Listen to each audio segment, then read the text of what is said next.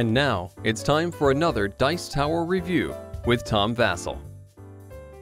Hey folks, I'm Tom Vasel, and today we're taking a look at Abeja, Reina. This is a game from Nestorgames, and it's about two beehives going after each other. It's an abstract strategy game. Think checkers or chess. It's a game like that. Nestorgames are usually very small, not a lot involved with them. Sometimes they're fantastic, sometimes they're okay. Let's take a look.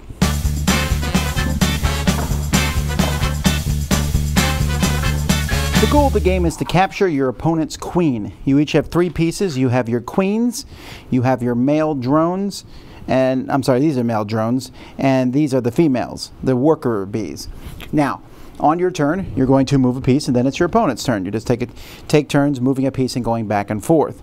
So the female bees here, and this includes the queen, they all move the same way. They just move one space like that. The drones follow a line, so that it would move like this, or like that, or like this. That's how they move. Unless they're next to the queen. If they're next to the queen, they can move orthogonally like that, which kind of lets them now move to a different set of diagonals. Now, this whole thing here, think of this as one level deep, and then there's black areas as 2 level deeps. Which means if I'm here and I have a piece here, I can go on top of this piece because there's 2. In fact, normally when you land on someone else's piece, you capture it. But if they have a piece here and you move on top of it, you basically just hold them in position. The only other rule for the game is if you start in this trench area here, you can move as far as you want in a straight direction. You can launch some pretty long range attacks. So if I'm here, for example, I can go all the way to here if I want to. Now, if you capture a piece, you have to stop moving. And that's basically the whole game. You're just going to move your pieces around until you capture your opponent's queen. Once you do that, you win. Honestly, the pieces for this one are not very impressive. They're okay, but there's some nice plastic. I don't dislike these, but if I'm going to play a game about bees, and it's an abstract game, why not make the pieces look a little bit more like bees? I get that this helps you remember that they go diagonally, and this looks like a beehive. You know, it's a rolled up mat. As all these games, they come in a pencil case thing. I don't know. This game could look better, I think. As it is, it's going to be hard to get people to play it, I think, because it doesn't look that fantastic. And this is one of the cases where the game is okay. I don't dislike this game, it's fine, but it doesn't feel like there's a lot of maneuverability and a lot of things going on. You have literally 3 pieces, 2 of which move pretty much identically, the queen and the workers.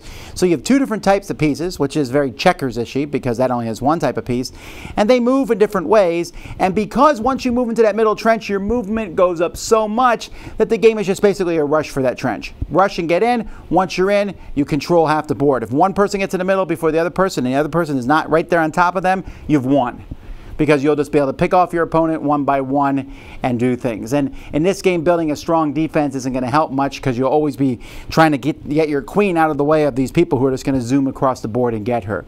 I don't mind that the game is pretty quick, but it just, like I said, it doesn't leave me with that wow feeling. I sit there, I'm like, yeah, okay, I guess that's what's in here. You know, that's fine, it's interesting. The bee theme, other than the honeycomb, isn't there, so just a little abstract game.